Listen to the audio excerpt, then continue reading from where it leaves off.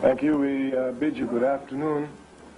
The topic which we have is one which has just been given to me, but it is one in which I've been involved with all my life.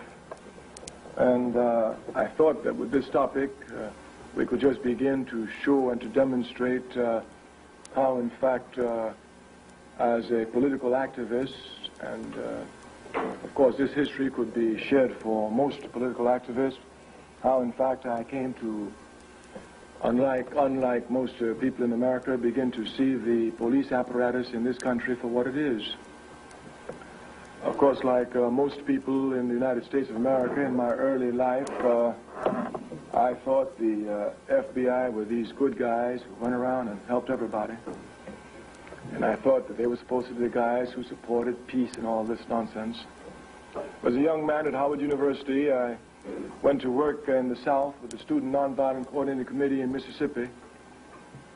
And here I thought the legal basis for this work was clear. In fact, all we were trying to do as young students was to get our people the right to vote. Of course, while I may have been a little bit confused about the FBI, I was not certainly... Which one is it? Is it this one? While I certainly was aware of the racist and terroristic nature of the United States of America in relationship to Africans, I certainly had not understood the role of the FBI as an organized force of terrorism against my people. This realization would dawn on me through hard and serious struggle. We said the legal basis for our work in the South was clear. According to the American Constitution, toilet paper. Here it was stated that every man, every woman had the right to vote. Of course, I know the history of my people in this country. I know that my people have never arrived at any position in this country, not even individual positions, without the shedding of blood in mass struggle. This point must be properly understood. It's only when understanding these points that you can come to see properly the real racist and terroristic nature of the FBI and the CIA. I say I know this, and this is clear, all of us knowing here. No one sitting in this room can deny any of the following statements I make. One, for Africans to sit in a lousy 5 and 10 cent store where they want to be, they have to shed their blood. For Africans to ride on a bus, even though they pay the same amount of money as anybody else does, in order for them to sit where they want to sit, they have to shed their blood. For Africans to live anywhere in this country where they want to live, even if they have the economic capability of doing so, they have to shed their blood. For African students to attend universities just like any other student in this country, their people must shed their blood. In order for us to get the vote, which everybody gets just like that, even the immigrant who can't even speak English coming here, we Africans, in order to get the vote, we must shed our blood. No one sitting in this audience can show me any example of advancement by the African masses in this country, even individual positions of advancements which have not been acquired at the price of the shedding of the blood of the masses of our people.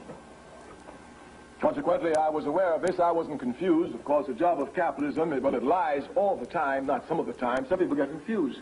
They think it lies some of the time. It lies all the time. Even when it tells the truth, it's a result of a double lie. It lies all the time. So if you're not careful, they will let you think that Africans make progress like everybody else, and the way they write up the history is he was the first doctor in this area, the first student of this university, the first this, and it makes it appear as if this individual who's the first doctor or the first student really worked hard and was special, unlike the rest of the masses of people, and that these qualifications were so much that they had to be granted the position. More lies. No African in this country has arrived at any individual position without the shedding of the blood of the masses of our people. Anytime you see a mayor anywhere in this country, you must know that that mayor arrived at that position only through the shedding of the blood of his people. Anytime you see a student at the University of Delaware, an African student, you must know that student occupies a seat only because of the shedding of the blood of the masses of the people. Of course, the logical conclusion must be clear. Since the people shed the blood for these positions do not belong to the individuals who occupy them. These positions belong only to the masses of the people. The political conclusions must also be clear. Anytime you use this position, which has been gained by the blood of the people, not for the people, but for yourself, for your own individual interest, you have already betrayed the blood of the people. This must be properly understood.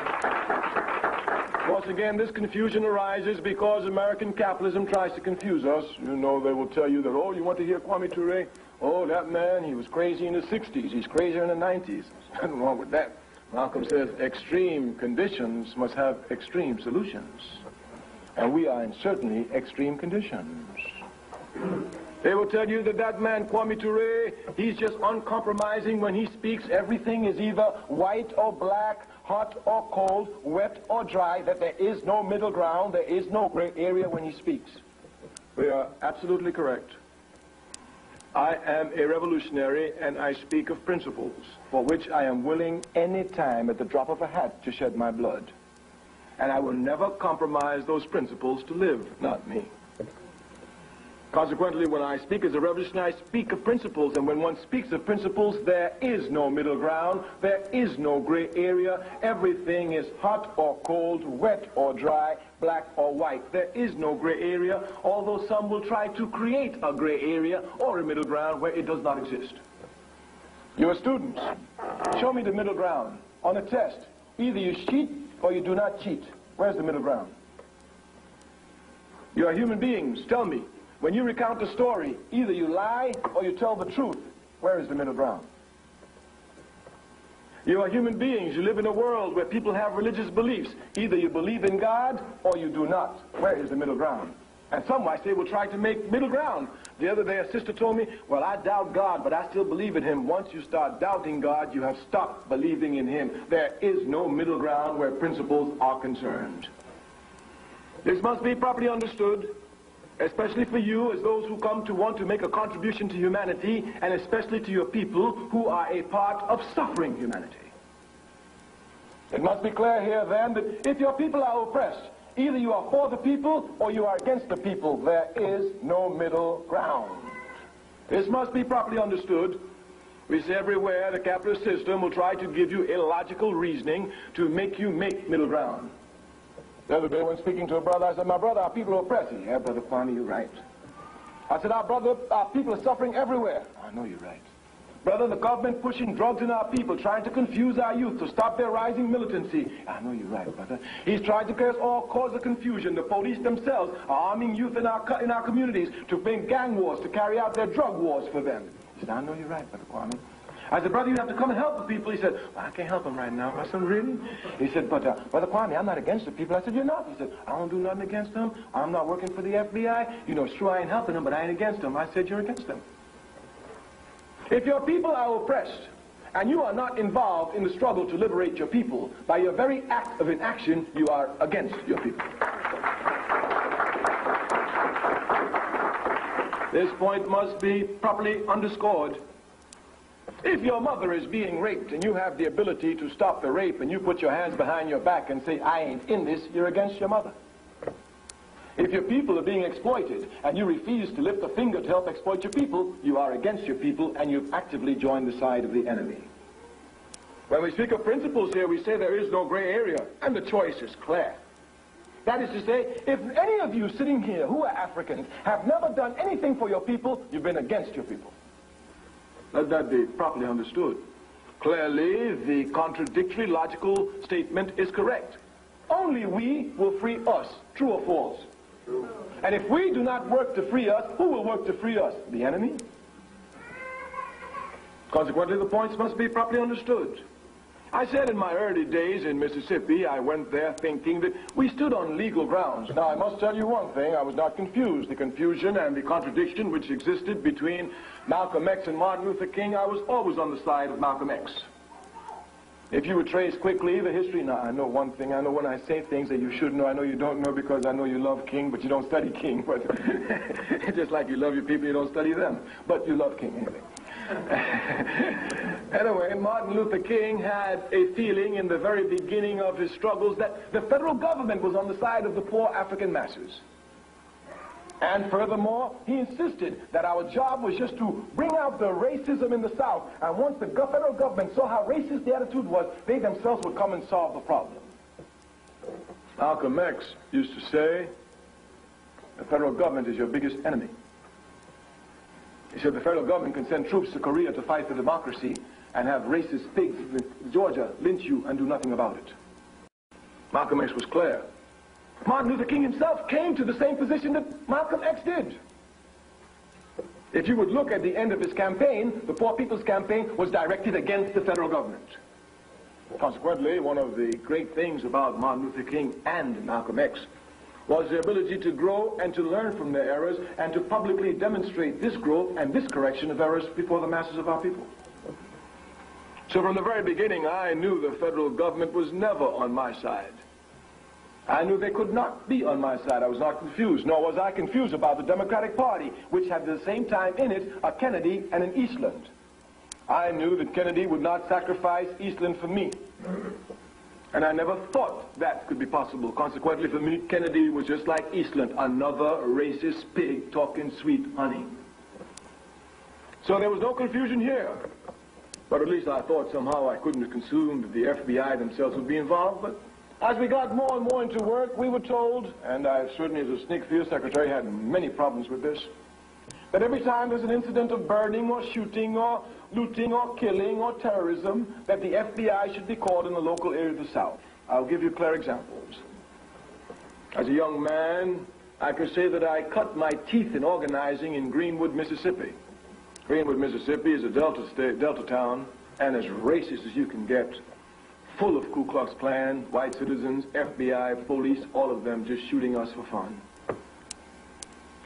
I was told by my SNCC superiors that whenever there was an incident, you should go to Greenwood, Mississippi, go to the FBI and make them come and make reports. When I would go into the city hall in Greenwood to get the FBI, I would find them in the office of the police chief just chewing tobacco and swapping jokes about us. This FBI agent would now be forced to leave there, come with me, and go make up a report, and all he would do was make up a report. Of course, I never trusted the FBI. I just thought that they would do their job. But in the early days, the FBI made it clear to us. I'll give you one clear example, historical. In the southern part of the state of Mississippi, there was an African there by the name of Herbert Lee, a strong man, determined man, a man full of consciousness, who recognized that rather than be a slave, he would fight to be free. And Mr. Lee had contacted us and told us to come. He wanted to do some work in the South in the movement there. One of our SNCC superiors, on error, contacted the FBI and told them, well, there's this man, Mr. Herbert Lee, down there. We want to do some work with it. And the FBI gave his name to the local police chief, and Mr. Lee was assassinated within 48 hours. After that, nobody in SNCC looked at the FBI for anything except a chance to shoot these pigs down. We said the FBI gave the information. But the SNCC superiors kept insisting that we call the FBI. Once, when an incident arose where there was some burning of a house and some brutal terrorism, normal life in Mississippi for Africans, the SNCC people called me and said, what are you going to do? I said, I'm not going to do nothing. I'm going to get me some guns, organize our people, and we're going for blood. They said, oh, well, before you do that, you need to get the FBI. The FBI for what? Well, we need to get these for what? Well, we know they don't do anything, but we need to get these reports because we're going to sue the FBI for not doing their work, and these reports will help us. Well, I'm an organizer, and I'm a disciplined organizer.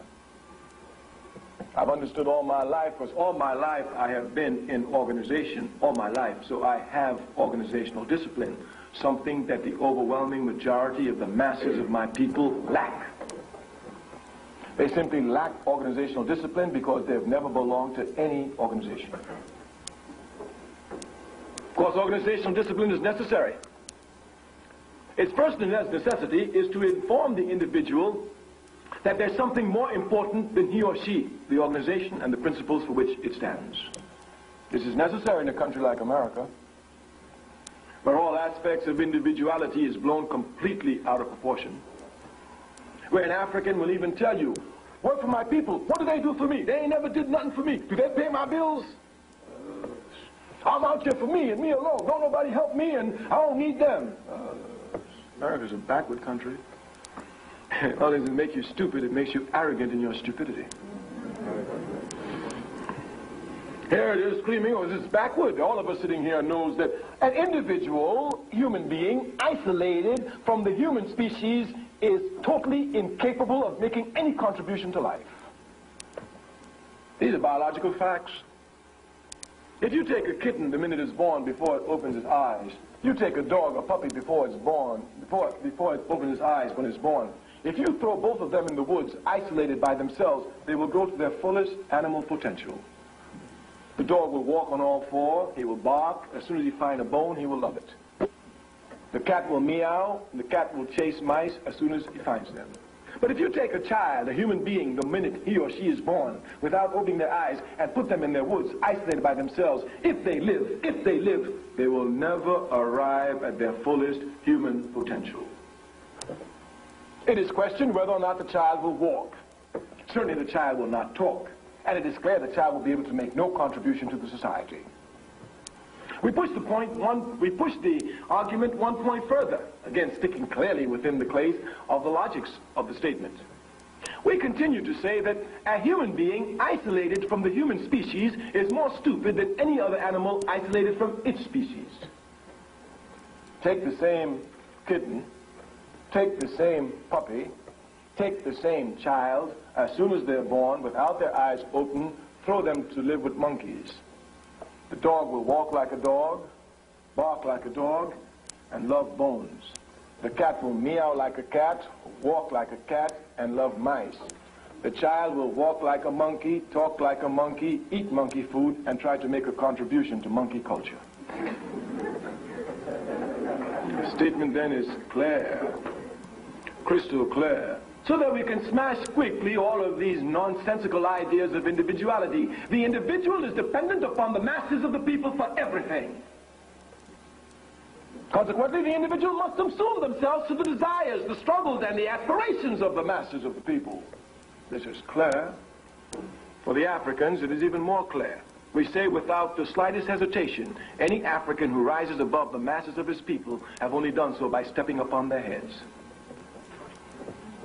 As a matter of fact, any man trying to pull himself up above the people is a stupid man. It's only when the people rise that you can rise.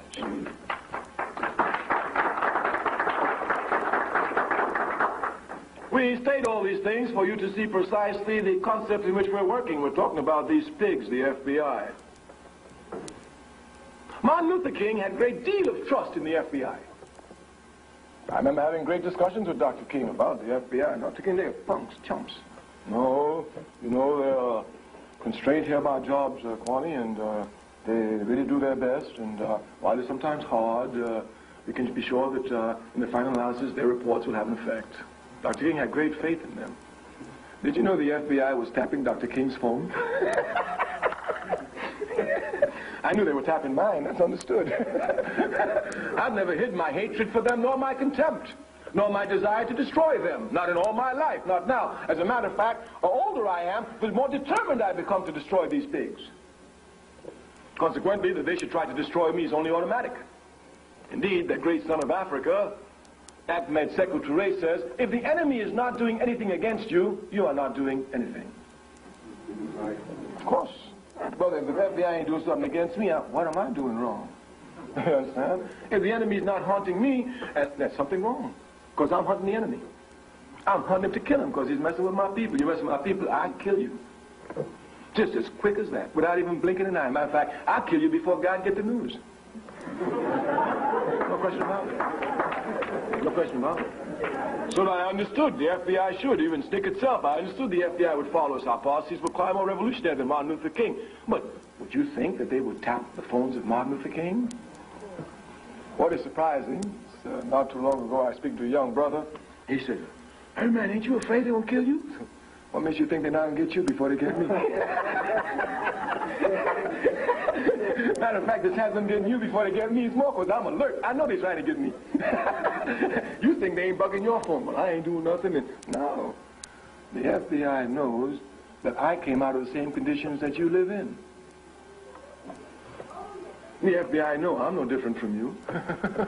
So the FBI is not afraid of me because of who I am. They're afraid of me because of who you are. Me by myself, I can't do anything. But us together, why, we can burn 260 cities in America in a weekend. In a weekend. Yes. So some people think that the FBI only tap the phones of people who are working for the people. You make a big mistake. I will tell you from my travels throughout the world, from my research throughout the world, that the American people are more followed by their government authorities than any people in the world, starting with those in the old Soviet Union. Matter of fact, just your credit card company knows more about you than the government agencies know about its people in other countries. Yeah, American people are totally followed. But they think that the FBI only follows those who the FBI deem to be a threat to the status quo. You make a big mistake. A great big mistake. This is a mistake the king made.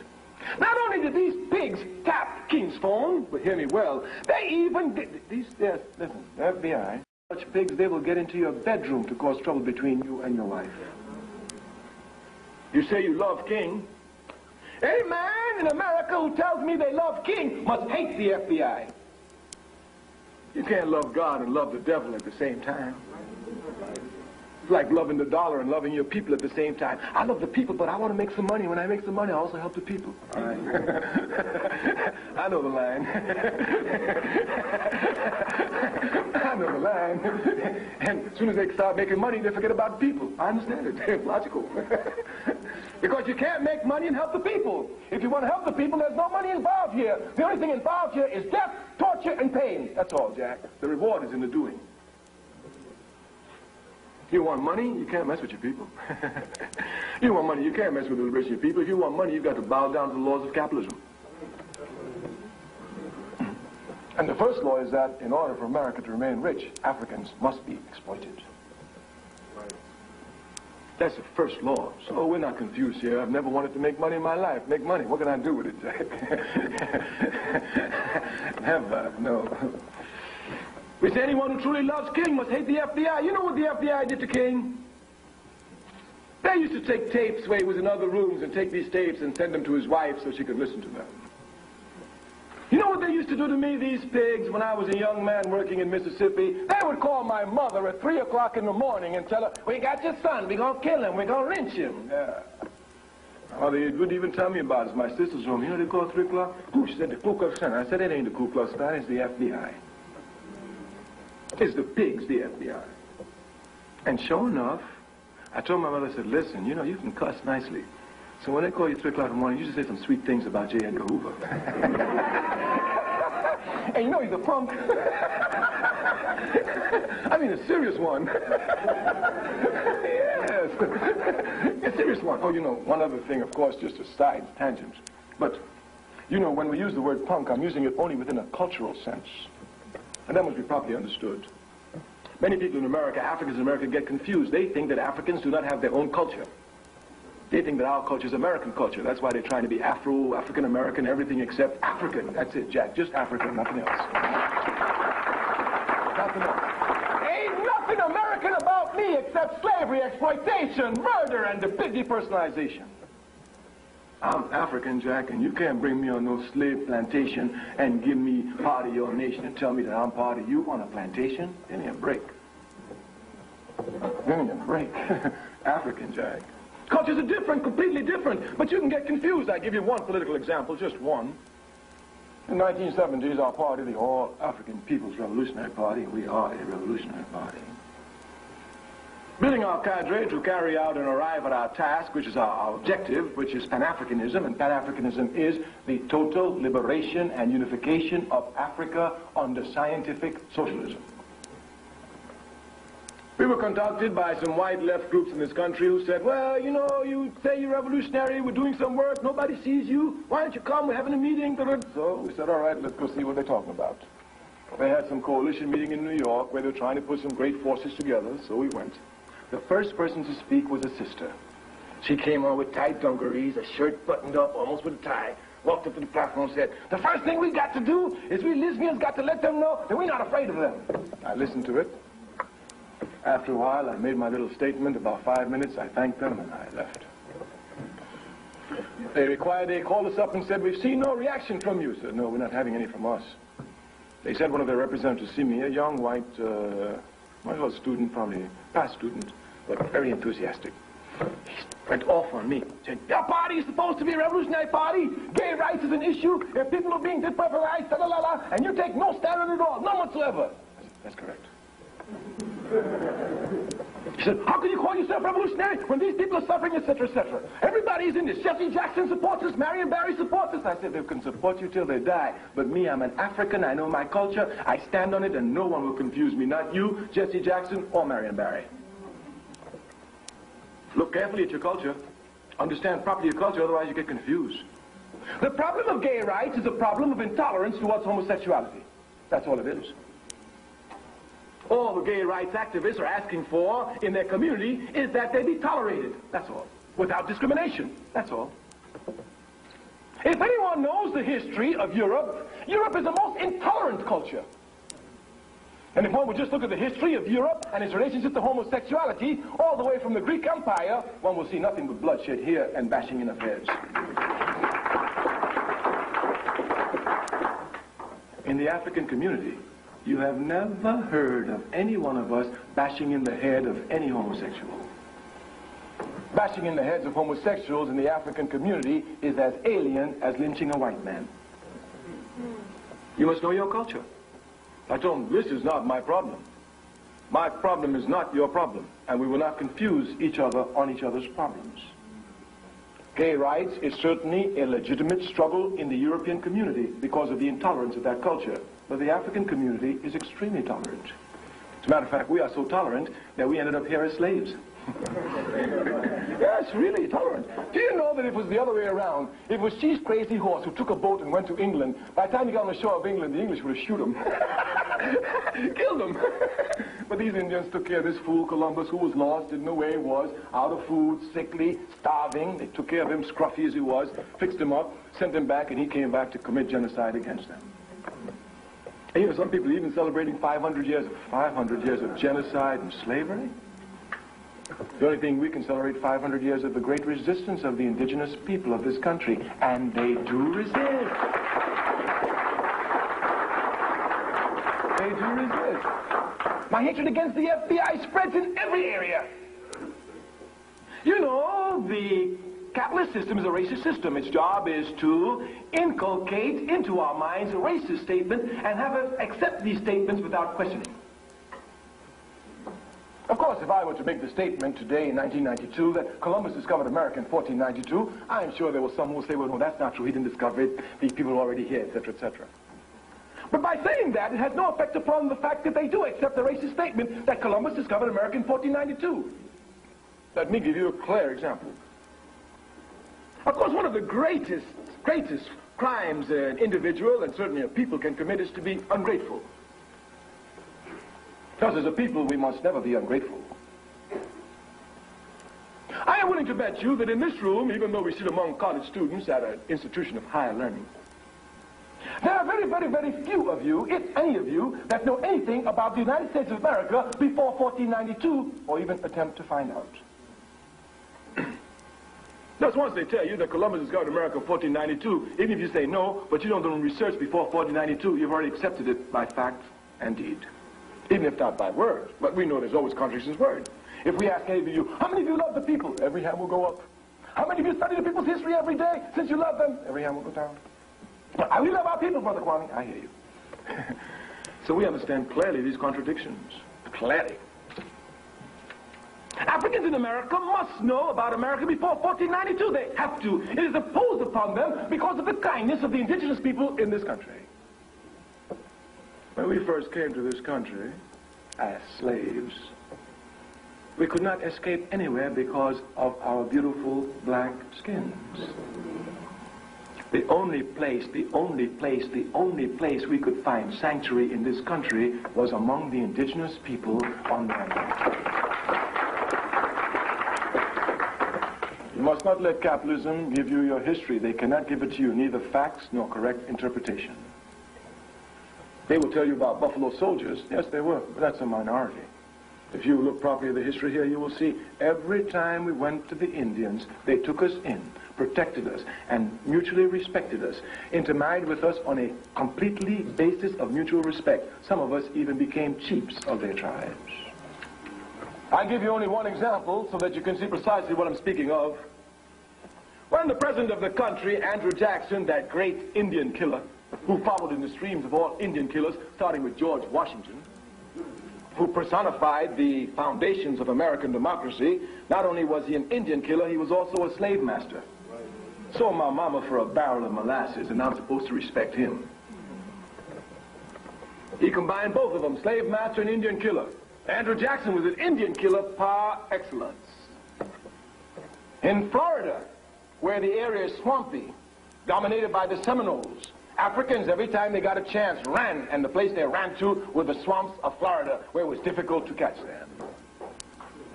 The slave masters put a lot of pressure on Andrew Jackson, and since after all he's going to kill Indians, which he loved very much, he took up enthusiasm for the struggle.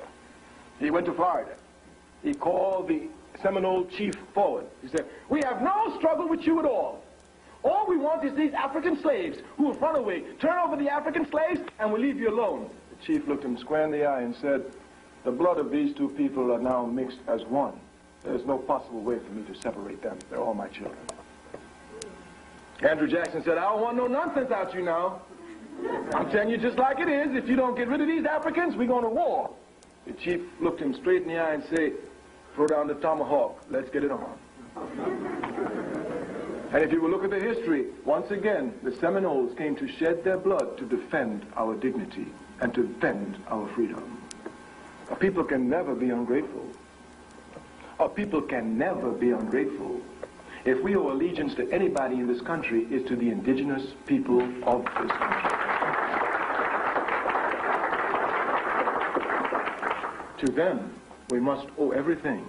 Thus, in this year, when they're talking nonsense about 500 years of Columbus, we must stand shoulder to shoulder with the indigenous people who've been carrying on 500 years of resistance. The FBI, we say, are pigs. That's what they are.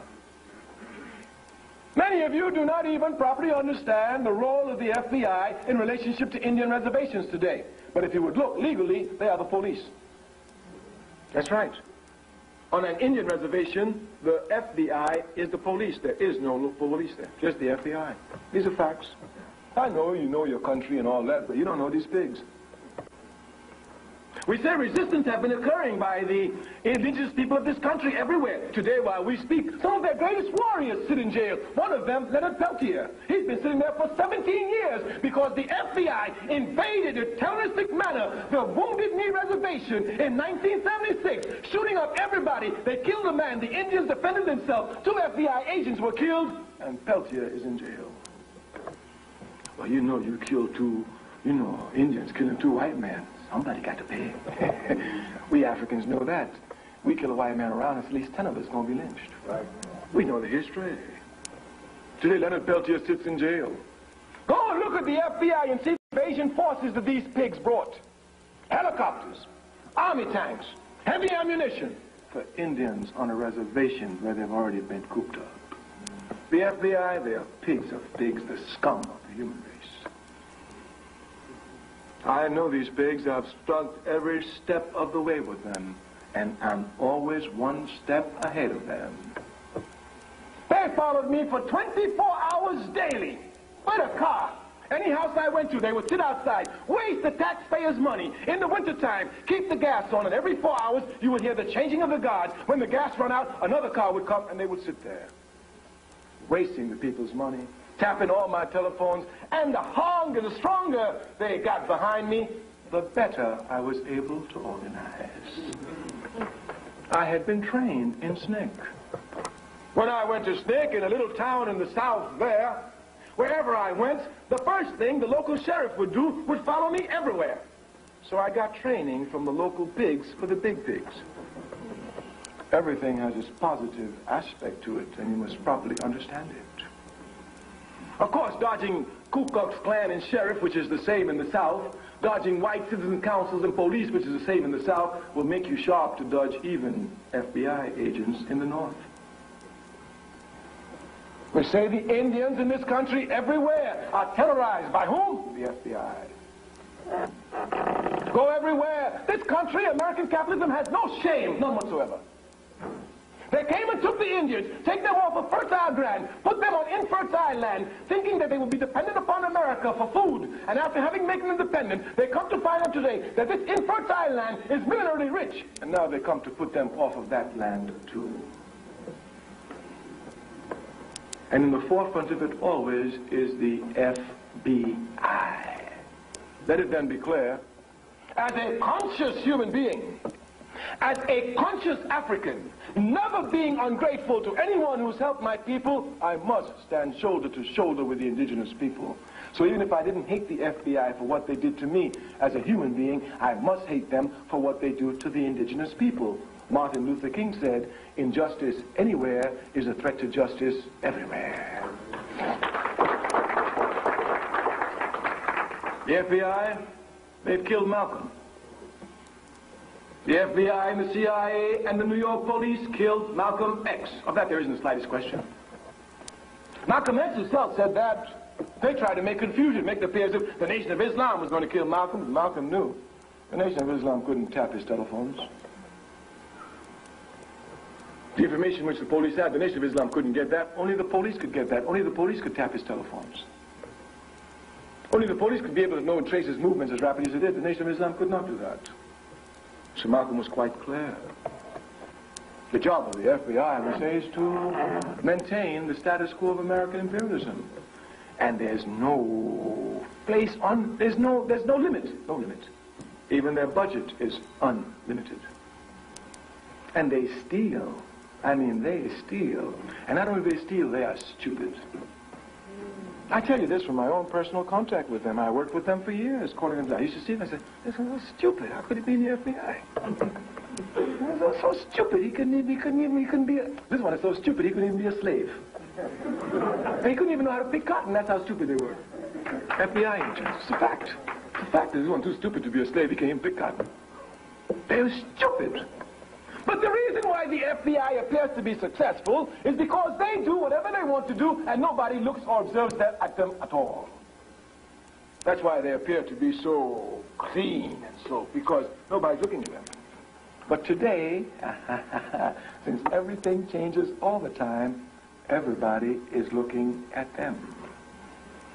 And when people begin to look at their past actions, since they never covered it up, because they always thought that people wouldn't look at them, they're in trouble trying to cover up their past actions while they carry on their future actions. Today, life is not as rosy for these pigs as it was a few years ago, and we intend to make it less rosy every day. Every day. Every day. We say they're really stupid pigs. I can understand their job. How can anyone accept a job like that? Listening on the telephone to somebody, bugging somebody when they're their wife, writing phony letters. They wrote so many letters. They used to write letters to my wife. I'm sure that a lot of my divorces have to do with these pigs. Because I didn't do nothing. I'm serious. I said, they write letters to my wife. Used to write letters to my comrades about things I said about my wife. These pigs, listen, I've been fighting with them for a long time. I know that. But they're getting weaker today. Everybody's looking at them today. Congressmen are looking at them today. The masses of people are looking at them today. They're getting weaker. What we have to do is to organize a movement to properly attack them and destroy them.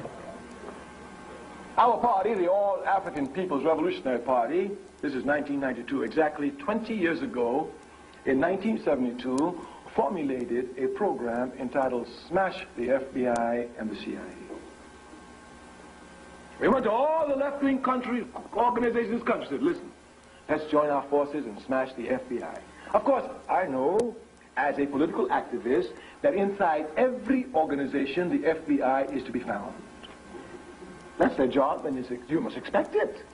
That's to be expected. That shouldn't make you paranoid or even afraid to travel. On the contrary, your job is to scientifically work so you can continue to work while isolating the FBI agents inside your organization. This is the task. They infiltrate every organization. That's their job. Because and you know, what really got them in trouble was in the 60s, because you know, the FBI is racist. Racist. The job of J. Edgar Hoover, and again I come back to use the word punk in my cultural sense, because you know, for us Africans, the word punk and the word faggot doesn't have the same connotation it does in the white community. And you shouldn't get confused. 3 weeks ago in Africa, someone sent me an article on Reverend Al Sharpton. You know who he is, Reverend Al Sharpton? And he, according to him, he made this statement. I looked at it very carefully. He said, I used to use the word punk and faggot a lot, but now that I have an alliance with the NAP, the New Alliance Party, they are training me not to use the word no more. I said, oh, you just shifted your cultural base, Jack. You just shifted that base completely. Because in our community, we have no intolerance against homosexualities, none whatsoever. And this is a fact, you must understand it. I want to prove it to you. The hardest organization in our community against homosexuality is the Nation of Islam. You ever heard Brother Farrakhan speak? The minister said, all right, you better straighten up your wrist. Yes, Farrakhan gave him no slack. Malcolm was worse, but James Baldwin was a homosexual, had a profound influence upon the struggle of his people in this country. And James Baldwin was a homosexual and didn't hide it. And Malcolm X praised James Baldwin. Even Minister Louis Farrakhan praises James Baldwin. So you must not be carried away by what appear to be contradictions. We say clearly in the African community we are a tolerant people. So tolerant that any time there's an interracial marriage, they got to live in our community. There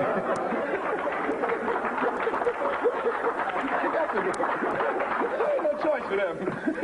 And their children will be accepted by no one except us. You must know your culture. And you must not seek to put down your culture to pick up another culture that's useless, worthless, and riddled through with immorality, no values, and racism. You must affirm your culture. The job of the FBI, of course, is to help us in all this confusion. We said in the 1960s, J. Edgar Hoover was caught with his pants down. You know, when the Soviet Union after World War II emerged and the communists were getting strength all over the world, J. Edgar Hoover had trouble, man. His job was to smash the Communist Party. And using a stupid senator, they came to create an atmosphere in America where the Communist Party leaders were running for hiding in this country. I mean, running for cover. Hiding everywhere. They had them so the Communist Party couldn't breathe. By about 1955, I'm sure J. Edgar Hoover sat back, put his feet on his desk and said, the job is over. And just as he said that, Rosa Parks sat down.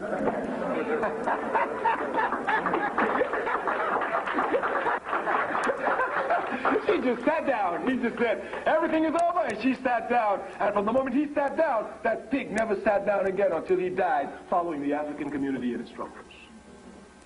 He was caught with his pants down. Since he was a racist pig, there were no FBI agents who were African. Everything has its positive value. So he had to hurry up and train some.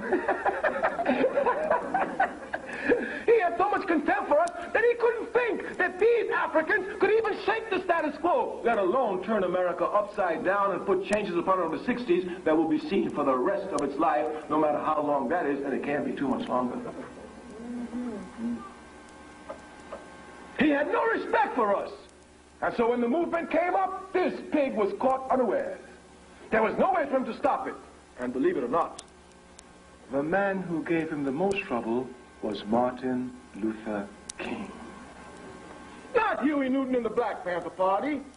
Not Kwame Ture and the Student Nonviolent Coordinator, but Martin Luther King.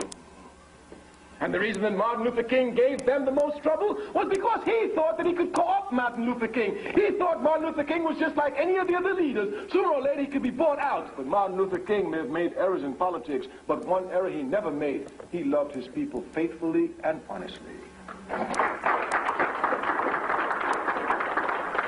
Yes, Martin Luther King could never compromise. They thought that he could be corrupted, if not materially, at least immaterially. But this, too, could not work. Martin Luther King was an honest man. And my love for him is founded in this area. We have so many corrupt leaders, so many garbage leaders, that when you find one like Martin Luther King, he shines like a gem in a cesspool. King has to be appreciated. How many pork chop preachers even went out to risk their lives for the people?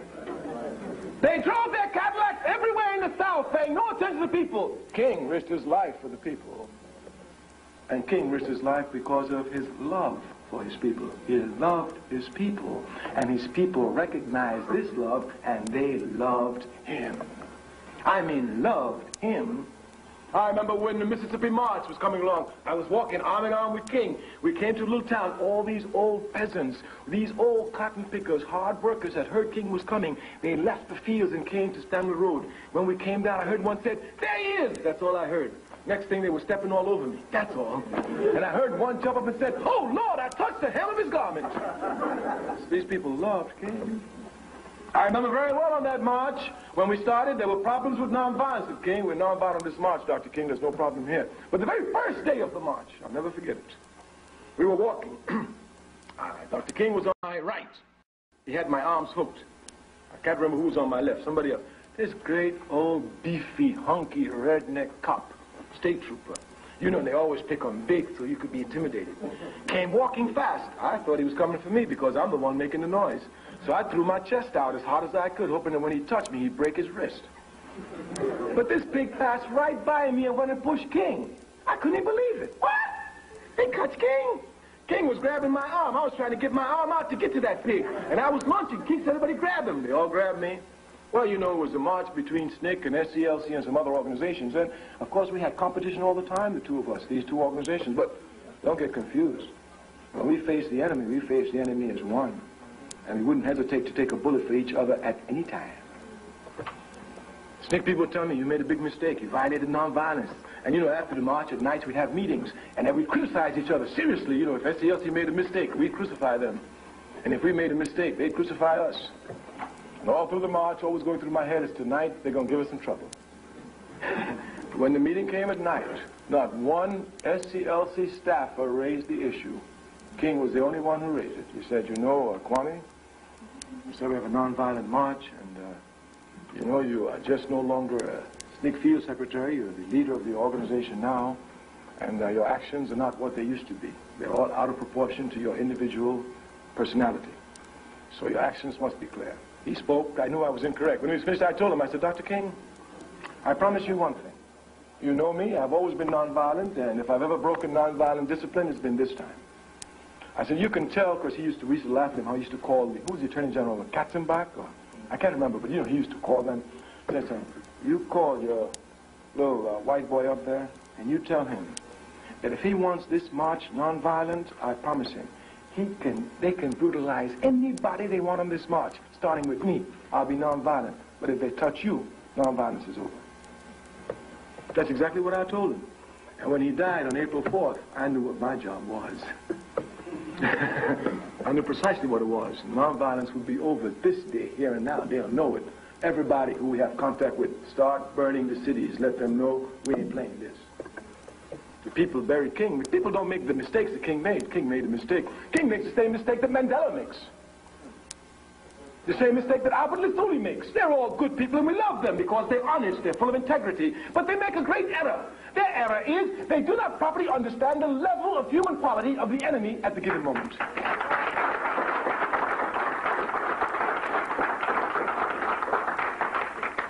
But the people know the level of human quality of the enemy because the people deal with them every day. So while we love King and we applaud for him and we appreciate him, we follow him, when he says nonviolence always, we just look at him nicely. He's nice, you know he means well. But get the guns. Get them. And this can be seen everywhere. If you look at the history of Martin Luther King, when he was in Montgomery, Alabama, he swore nonviolence. They dynamited his house. When they dynamited his house, he talked nonviolence. The people came and told him, "Hey, you sit down. We're putting bodyguards around your house." King said, "Well, you know, you don't know nothing about this one, Dr. King. You can lead us, but we're going to take care of you. We're putting bodyguards around your house." And bodyguards were put around the house of Martin Luther King in Montgomery, Alabama, as early as 1956. The people don't play. When the leaders make errors and they love their leaders, they'll protect the leaders. And King's era of making believe that nonviolence should be a principle used at all times was never accepted by the masses of the people. Never. And his death clearly showed that. You must not think that these people didn't love King. On the contrary, it is because of their love of King that they're able to carry on the actions they did to bury him properly, like a guerrilla should be buried, with fires burning everywhere in the camps of the enemy. The FBI killed Martin Luther King. We said J. Edgar Hoover had great deals of problems. He wasn't even thinking about Rosa Parks. He didn't even know who she was. He couldn't think that these Africans could rise up and burn down the cities. These Africans could rise up and cause casualties in America. These Africans could cause America to change their policies because of the relationship outside the world in their struggle with what they call the Cold War and the USSR. He never even envisioned that. These little Africans, be serious. But the people, the almighty people, they will always shock the enemy because the enemy can never know the people. This is a fact. Go and you will see. When J. Edgar Hoover killed Martin Luther King, that pig had arranged for us to have meetings all over the country in churches. They had it prepared. Churches? Ain't nobody going to church today, Jack. I remember James Brown. He got this there. I'm there to shoot him. He got down. He said, I ain't in it. What? Listen, when the people rise up in rage, if you ain't with them, you better be cool. Don't get in their path because they will walk over you. They will walk over you. We said the FBI killed King. J. Edgar Hoover had a real problem. He had just quashed the Communist Party, finished all that, had everything under control, and now these Africans are screaming. And not only King, but King is now producing others like Snake and the Black Panthers, etc., etc. They have to be stopped. It's clear. You must understand that I understand in revolution there is no sentimentality. The FBI seeking to shoot me is just as natural as me seeking to shoot them. That's all. And no need for sentiment in it. I have a position which is opposed to their position, they have a position which is opposed to my position, and two objects cannot occupy the same space at the same time. So there's no sentimentality here. Revolution is scientific, never emotional. It has its own laws, just like everything under the sun, indeed, including the sun. Of course. Just because we don't know it doesn't mean it doesn't exist. The laws to go to the moon were here since man and woman first came on the face of the earth. We just came to find them out a couple of years ago, but they were here. The laws governing social behavior is here. In a capitalist system, they don't even direct your attention there because they tell you, oh, you know, you can't control human behavior. It's so unpredictable, so don't try to put laws on human behavior. Garbage. There's laws on everything. Even human development itself has its own unfurling laws, just like everything in life. FBI J. Edgar Hoover had a decision. I have to kill these Africans. I have to kill their leaders. They're making too much trouble. But J. Edgar Hoover is a political man. He's not just a cold-blooded assassinate. No. When the FBI and the CIA kill, it is properly planned. It's a political decision. It's always a political decision. This man, Lumumba, they told Kennedy, they told Eisenhower, this man, Lumumba, is making a lot of trouble in the Congo. If we don't get rid of him, our interests are in trouble. So Eisenhower says, get rid of him. There's nothing sentimental about it. You don't even know Lumumba. So you mustn't think that in these struggles there is sentimental hatred. No, no, no. FBI J. Edgar Hoover is a cold-blooded assassinator. But he's not emotional at all. He has to make clear political decisions. He has to kill him, so he has to kill. But here's his problem. He doesn't have to worry about the right, the NAACP, and the Urban League. His trouble is King and to the left. Why is King his trouble? King, we said, is his trouble because they thought in the beginning that King was just a simple pork chop preacher.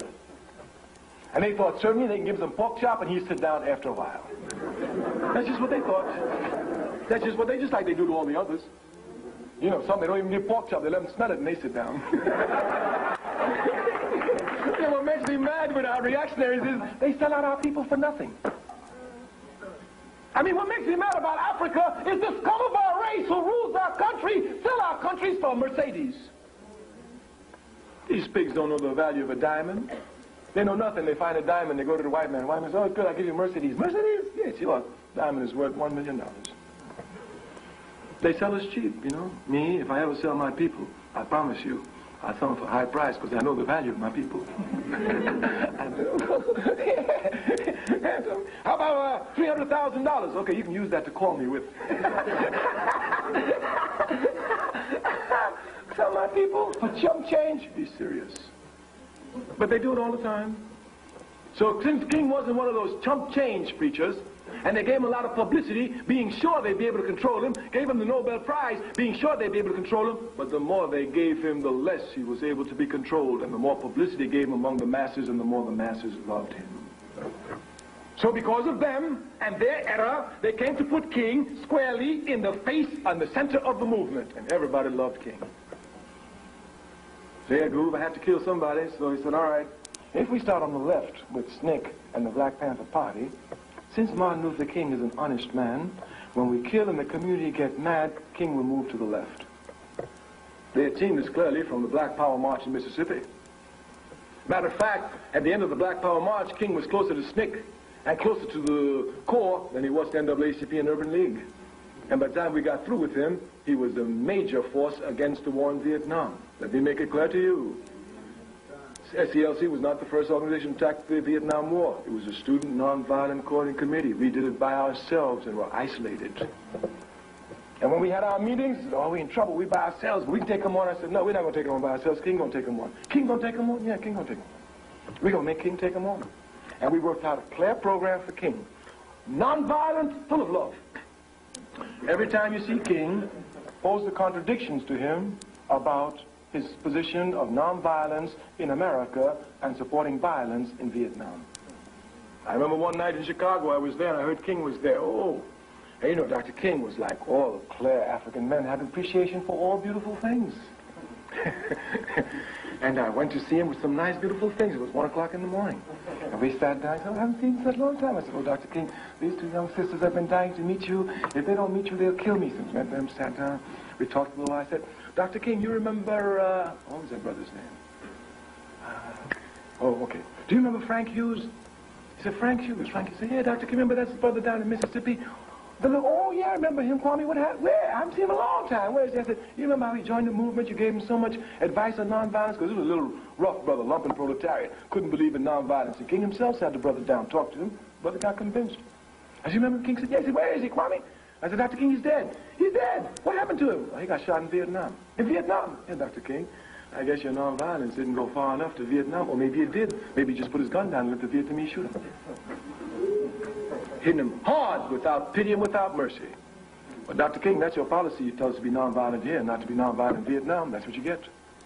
We knew that the forces of the FBI, through all sorts of infiltration, were trying to stop King from taking the correct position. Telling him that, you know, this is not domestic matter. You shouldn't get involved in this international matter. The political problem for King was clear. Once he came out against the war in Vietnam, he must come out against the federal government. King, we say, was an honest man. And that's why we will always love him, because what our people need more than anything else throughout the world is just honest men and women who truly represent their interests.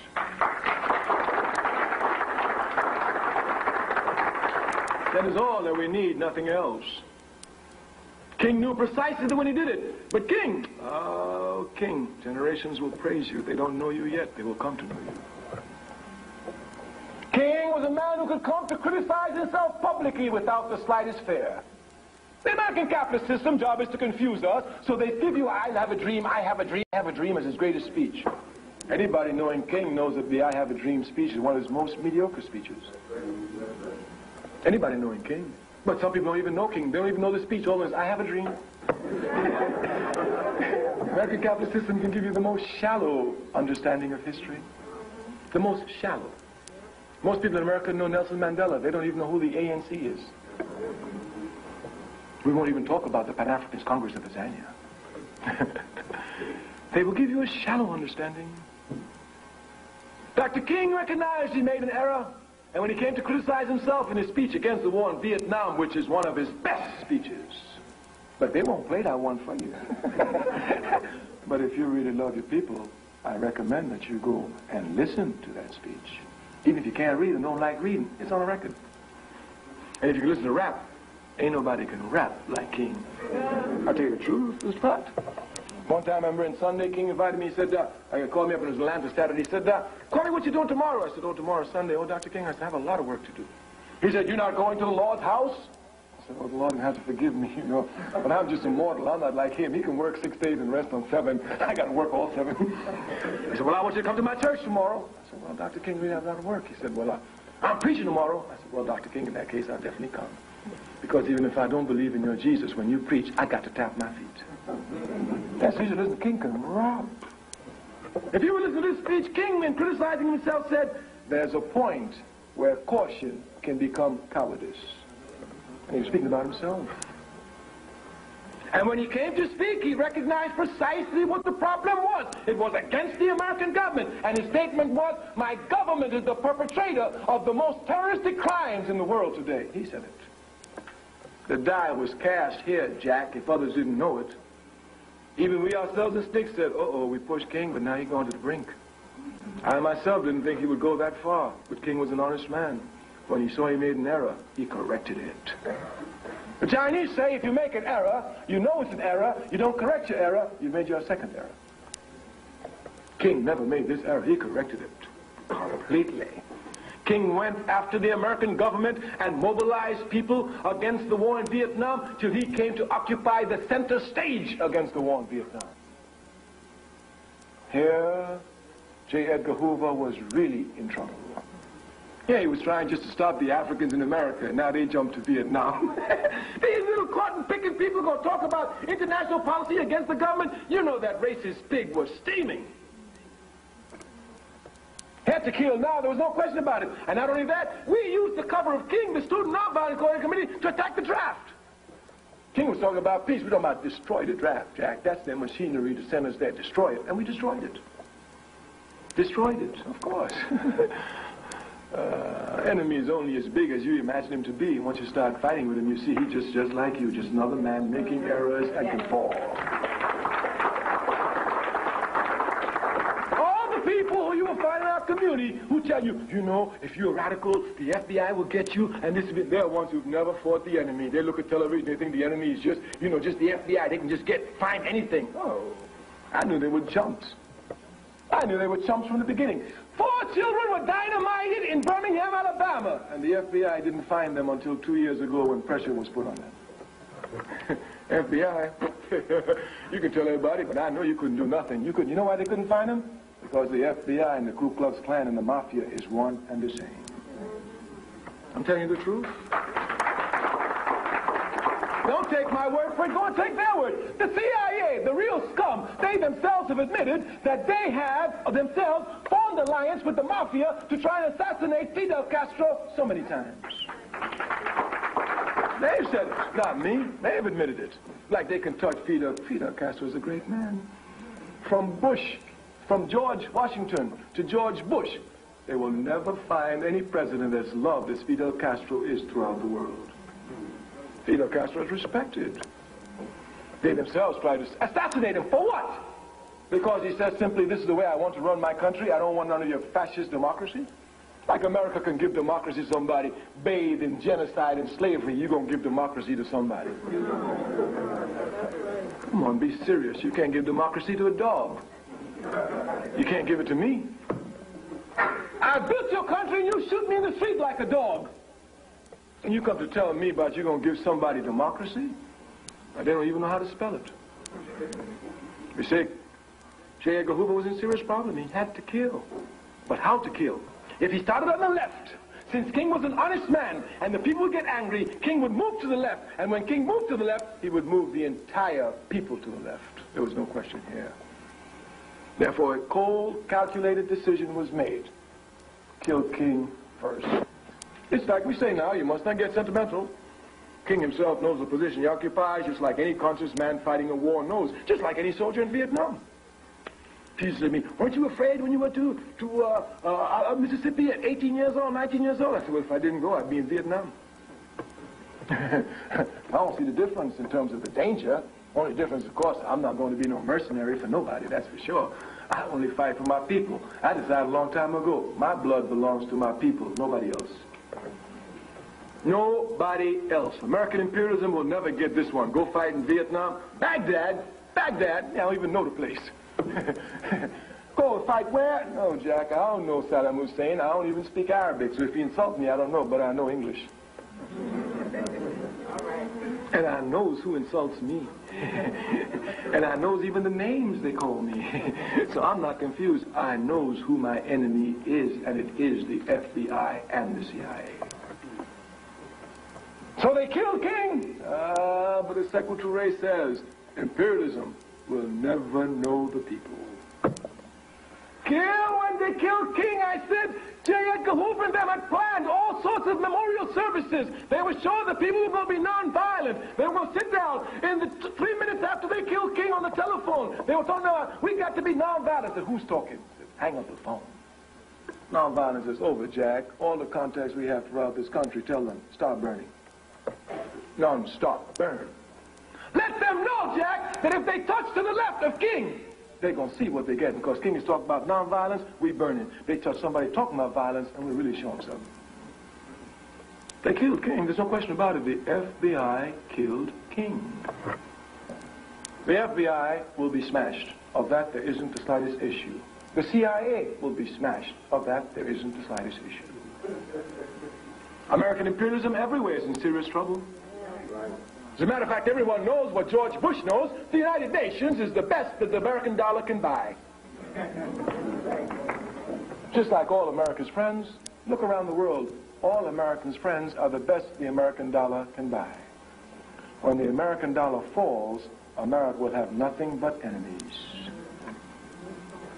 Nothing but enemies. Indeed, the FBI, one of its secrets arm was this unlimited budget. It could bribe people, pay informers. Oh, they could do everything with money. But money cannot buy conscious men. Money cannot even come near conscious women. My grandmother used to tell me a long time ago, she said, son, if you have a friend and you try to buy him, you'll have an enemy. Everyone knows you can't buy friends, you can only buy enemies. Bush doesn't seem to know this. He thinks the one he buys, they really like him. He thinks like a slave master believes that all her cotton-picking, grinning from ear to ear slaves really, really love her and will die for her. None of them will burn her plantation. Some of us are crazy, we do burn. Bush is in serious trouble. The American capitalist system is in serious trouble, and the FBI shows this contradiction most of all. Look, and you will see.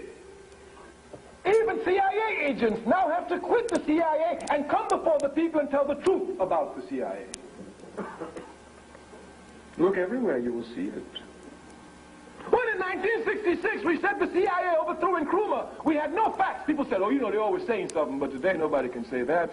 Even Stokely in his book gives the proofs, names the agents who in strength have been overthrowing Kwame Nkrumah. The CIA has a history throughout the world that is hated by people. Hated everywhere, and it's righteous hatred. The people in America must understand what their responsibility is. The government which speaks in their name creates hatred for them all over the world. You think that Bush thinks he has a victory in Baghdad? It's nothing but a failure. Throughout the world, the hatred for America is astonishing. I live in Africa. Where I live, there are many reactionary forces. I mean reactionary. And I was surprised. During the war and after the war, when I go to talk to some of these reactionary forces, the insults they would heap on America made me sound like an Uncle Tom. How would they ask me, how is it possible for him to go and kill all these children who have done nothing to him? Say he's going there for Saddam Hussein. Saddam Hussein is still alive. He ain't doing nothing to him. How could he justify that? The American capitalist system has a logic of its own. And those Africans who don't think but just follow unconsciously follow that logic, but not everybody follows the logic. They are laughing because the Soviet Union has fallen apart. They're having a great, great hurrah. You know what the people say outside America? Gorbachev is a fool. When he had socialism, he had a strong country, was respected and even feared by America. He was helping everybody. Today he's got a tin pan begging America for money because he gave up socialism. The facts are clear. You must not think there's only one side to every story. There are always two sides to every story. And you must not think your side is the only side. There's always the other side. Of course, one of the tricks of American capitalism in giving education is that it gives only a one-sided view of reality.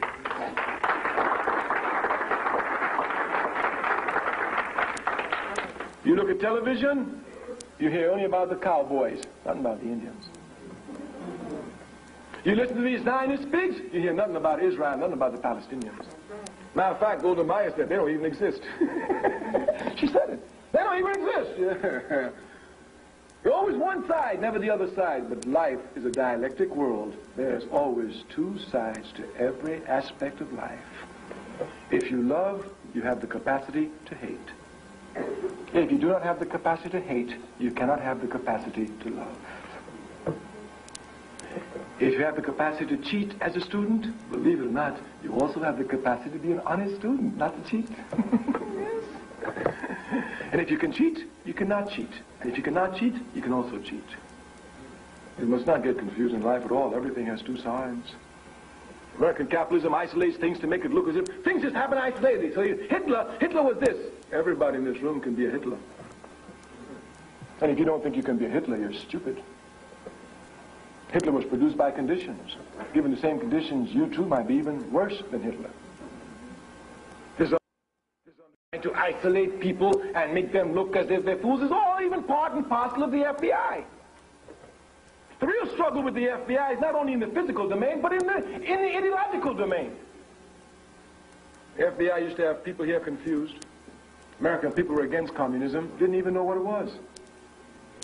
Didn't even try to understand. And they're still lying. George Bush is the biggest liar in the world. Now, I don't say that like others without proof. I give you proof. Just even 3 weeks ago, it was recent 3 weeks ago, I heard this pig stand up before the people of America and said, well, now that communism is over, we have to see. Communism is over. He works for the CIA. He said, you know, one thing, once you work for an intelligence agency in a country, you always work for them. There ain't no such thing as ex-CIA director. Matter of fact, you'd be like Casey. You get ready to talk, they put you to death the night before you speak, just like in the detective stories.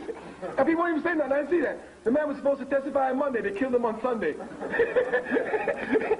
Nobody said anything. I said, wow, this is really amazing. Ain't no such thing as no ex-director of the CIA. You know too much. You can't be ex.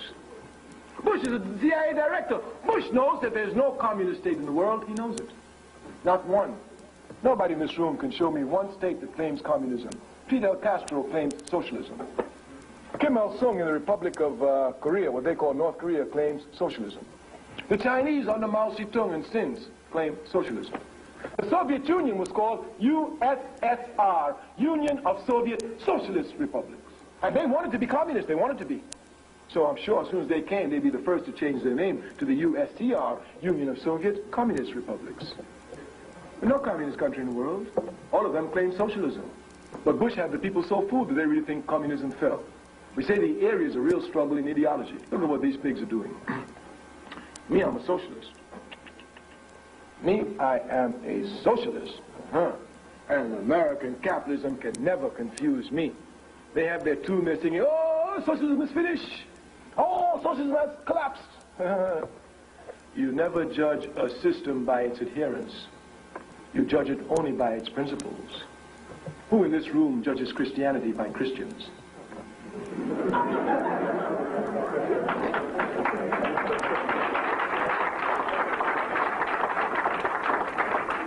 Indeed, were we to judge Christianity by Christians, it crumbled with Judas. The level of human quality throughout the world is rife with corruption. People betray Christianity just like they betray Islam, just like they betray socialism. But we do not judge Islam, Christianity, or socialism by its betrayers like Gorbachev. It is judged only by its principles. And just like when Judas betrayed Jesus Christ, the principles of Christianity remain intact. Betrayals by every socialist will not touch the principles of socialism. They remain intact. So the capitalist system will do everything to confuse you. There are only two economic systems in the world, capitalism or socialism. Just two. Just two. And there can only be two. Every economic system must answer one fundamental question. Who will own and control the wealth of the country? Who will own and control the means of production? The question can only be answered two ways. Either a few will own or everybody will own. It's as simple as that. There's no question that socialism is the inevitable system that will sweep the world. It's the only just system. And human beings, they fight for justice. I mean, they fight for justice. Like Dr. Martin Luther King said, they make a way out of no way. They fight for freedom. And they will continue to fight, and they will arrive at it. The job of the FBI is to destabilize fighting forces. I tell you, they're my enemy. I was the chairperson of the Student Nonviolent Coordinating Committee. I was the honorary chairman of the Black Panther Party at the time when the FBI wreaked havoc on us.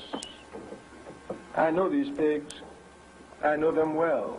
But I promise them, as Africa is my mother, they shall be buried in the ground before the wrath of the righteousness of the people. I only hope I'm alive so that I can be in the front lines walking over their chest. But I promise you, like the Honorable Marcus Garvey, if I'm dead, when March comes for the FBI, I'm coming out the grave to help me in it. Our concluding remarks are clear. The FBI cannot be destroyed unless there is proper organization. Because the FBI, they're organized. The FBI is so organized that if they want to put out a rumor on you, all they do is sit down in one office, put it out, fax it to the rest of them. Within 1 hour, that rumor is all over the country. I know that. In fact, I used to wonder sometimes. They put out rumors on me. Wherever you went, well, it's easy. Oh, FBI, they just put it out there to their forces. Their forces got informers in every organization. They call up the informer. This is a new rumor. And before you get there, the rumor is there. Rumor mongering, these pigs are specialities at it. Causing confusion, they know it best. We said the only way they can be destroyed is through organization. The African masses in this country must be organized. Even if they don't want to destroy the FBI, they must be organized, because it's only through organization that they will advance their struggle. It is clear here. We started off by demonstrating our history in this country. We say, for everything we get in this country, even individual advancements, we must shed our blood. It doesn't make sense to me that to get into a 5 and 10 cent store, you shed your blood. To get into school, you shed your blood. To get the vote, you shed your blood. To sit on a bus where you want to, you shed your blood. No. Since we got to shed our blood for everything we get in this country, just for reform, hear me well. Understand me properly. We've not been shedding our blood for revolution. We've been shedding our blood for reform. Have you ever heard that? And they call America a democratic country. Me, I have to shed my blood for reform. Usually you shed your blood for revolution. Not for reform. But all we've been making reforms. And just for reforms we've got to shed our blood. So if you're shedding your blood here, there, isolated for reforms, logically it makes sense that we get together, organize ourselves, make revolution, shed our blood one time, and be free. The logic is clear. In our final statements, we must impose upon you the necessity to play a crucial role in your people's struggle. We have said that if your people are oppressed and you're not helping the people, you're against the people. That's a fact. There's no discussion here. The only way you can help your people is by being in an organization. The FBI is a powerful organization. Powerful. But it will be brought down by the righteousness of the organization of the African masses and those who love justice in this country. You must organize. I organize for the All-African People's Revolutionary Party. Ours is a revolutionary party. We're against capitalism and we're out to smash the FBI and the CIA. We've told them that we're going to do it. We'll smash them. They've got so much trouble today they can hardly breathe, and we'll give them more trouble. It's like this big Bush talking about he gonna bomb Africa again. You know, most Africans in this country don't even know Libya is in Africa. I'm talking about college students. They're the most advanced country in the world. Give me a break. They don't even know Libya's in Africa. Libya's in Africa. And Bush called it a war. You see what this pig did with Reagan? Took some airplanes, just like the Ku Klux Klan. It's the same mentality. The Ku Klux Klan will come and get you. You know when they come get us? When we're sleeping at night. Any sensible man would be in bed with his wife, but these punks who can't sleep with their wives get up at 2 o'clock in the morning, put sheets on their head, and come throw hand grenades in your room and say they're fighting war. Could you imagine me 2 o'clock in the morning putting on a sheet on my face? Come on, and I'm a married man. There must be something about that frustration thing there.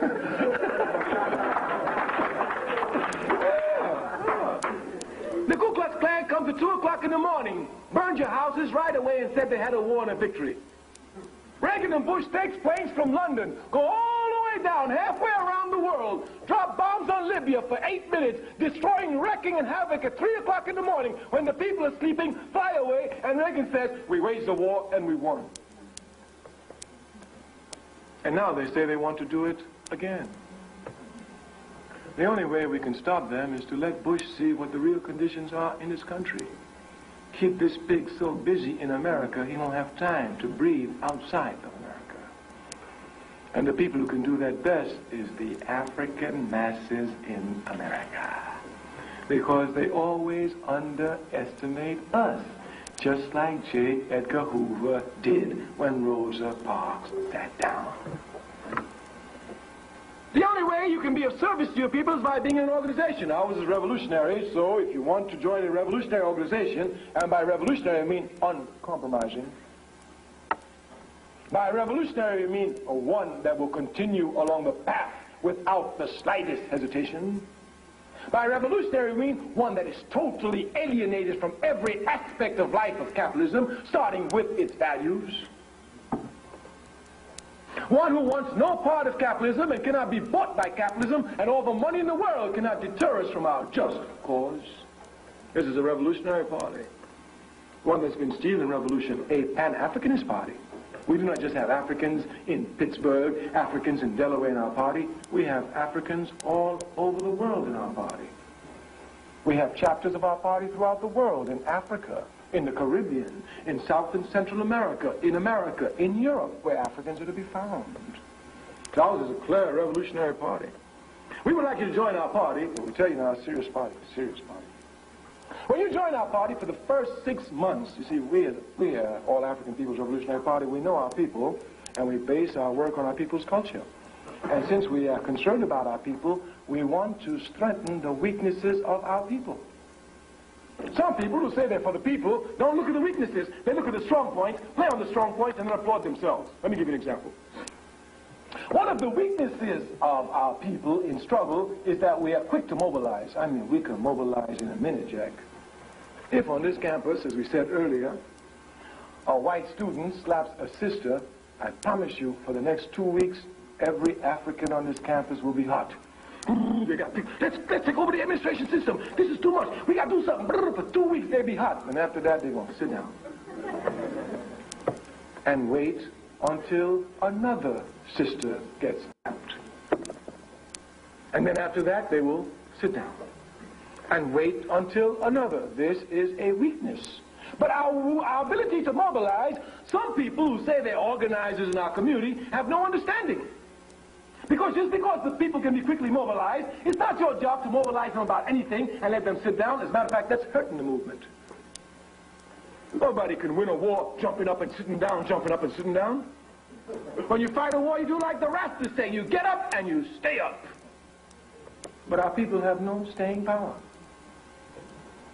We have no staying power.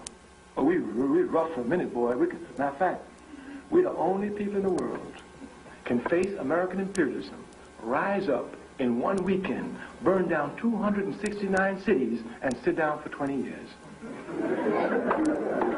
Nobody else but us. Once you start burning, you got to keep on burning till you arrive at your liberation. What we lack is organization to continue us, to give us the continual power through a cohesive force. We lack the cohesive force. The cohesive force is given to us only by provocative actions of the enemy. This is sheer stupidity. That's to say, the only time we fight is when the enemy shoot one of us. And the only time we get is when he shoot one too many. Sometimes shoot one, we don't do nothing. But sometimes, oh no, it's too much now. He shot one too many. Let's burn. As a people, we must not be reacting to the enemy. We must sit down, clearly plan our attacks offensively against the enemy. You hear the people talking about, oh, I thought everything was all right in the 60s, but now when you look in the 90s, they're just raising their ugly heads again. Racism is everywhere. People who talking that know nothing. They should shut their mouth up. There's enough ignorance in our community. They don't need to spread more. The only time this monster is held in check is when there's mass mobilization in our community. So if you want to keep the monster in check, you have to have mass mobilization all the time. Did you understand me? Right. The minute your mass mobilization is down, you must be a fool to think the enemy gonna run away. Matter of fact, when he see you get up, he says, oh, they're savages, they're just uprising, get back, leave them in a while, and in a couple of days they'll sit down. And then they sit back down, and then he comes back. And when he comes back, you'd be a fool to think he'll let you stay where you are. He's gonna push you all the way back. It's the logic of law. It's a war. That's the way wars are fought. We must be able to have permanent organizations which attack the enemy all the time, and we must now force the enemy to react to our provocation. This can only be done through organization. In final summation, then, we tell you must be organized. If you don't join our party, and if you're interested, our brother in the back, serious, conscious African, take your name, tell you about our party, process, but only tell you one thing about our party. Since our people have weak areas, we seek to strengthen them. We've given you one of the weak areas, mobilization, which is temporary and spontaneous response to the enemy and not continual attacks, weakness. One of the biggest weaknesses we have as a people is that we don't read. I mean, we just don't read. You come to this college campus, these Africans on this campus are the best dancers on the campus, they dance all the time. Worst readers, they never read. When you care about a people, you must strengthen their weaknesses. If you say you love your people, you must strengthen your weaknesses that you have so you could be stronger and a more effective fighter for the people. Do you know that our people don't read so much, and because they don't read, they know nothing? Like even Christians, Jack, call themselves Christians, they don't even read the Bible.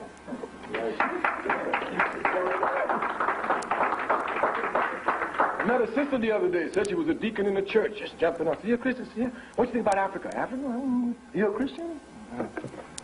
You're a Christian? Any Christian. Any Christian. And I assume that if you say you're Christian and you can read, at least you've read the Bible from cover to cover. If you're a Christian and you can read and you ain't read the Bible, you're a stupid Christian. If you read the Bible, any Christian, you have to appreciate Africa. When Jesus Christ was in trouble as a youth and everybody wanted to kill him, who protected him? Africa. Where did he find refuge? Africa. Who trained him spiritually, intellectually, and morally? Africa.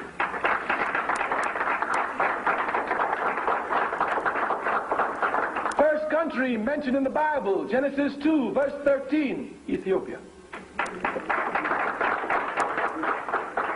Might be called Cush, but you know Cush is the ancient name for Ethiopia. Europe is not mentioned in the Bible till near the very end by Revelations. These are facts. The first church in the world comes out of Africa. The first monastery in the world comes out of Africa. The very intellectual development of the church comes out of Alexandria, which is in Egypt, which still is in Africa.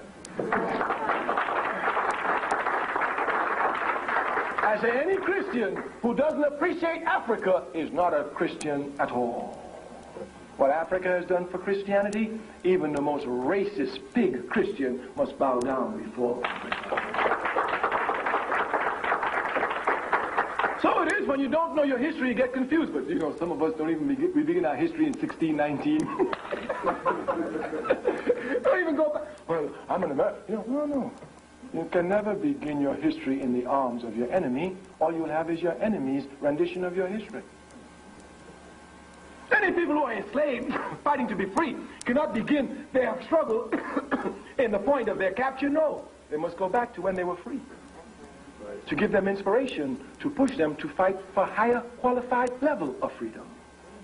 Consequently, any African in America seeking to find the truth of our situation must begin the history not in 1619, not on a slave ship, but in Africa. If they don't begin in Africa, they are lost from the beginning. They will end up as good slaves.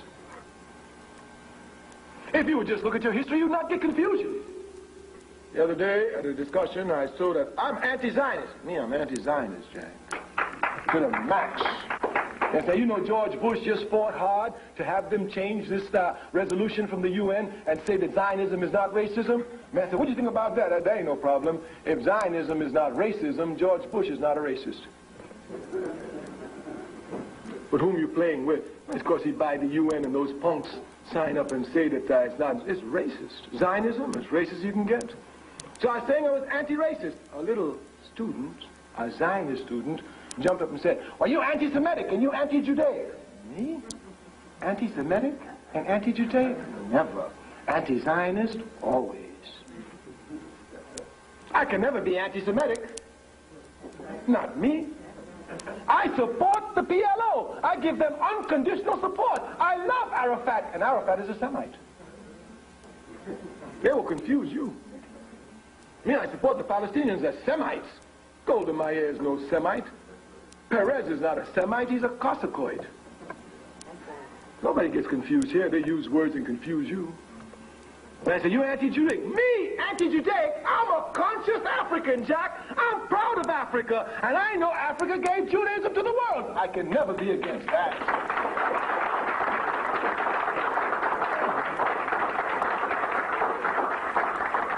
If you don't know your history, they will confuse you.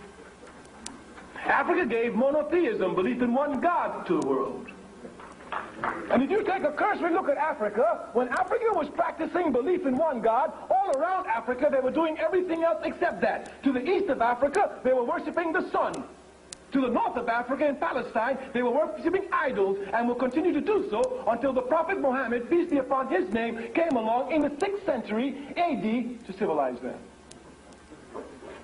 These are facts. That's why Judaism had to be born in Africa. It was only in Africa that it could be nourished, because it was only in Africa that there was belief in one God, monotheism.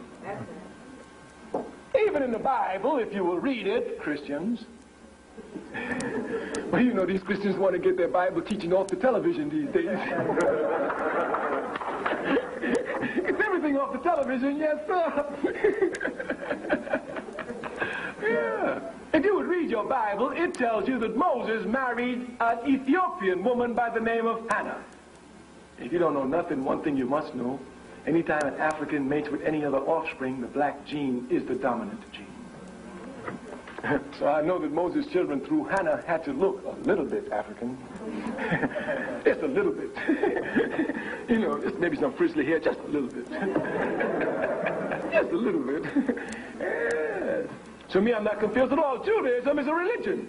It's not a nationality. It never will be.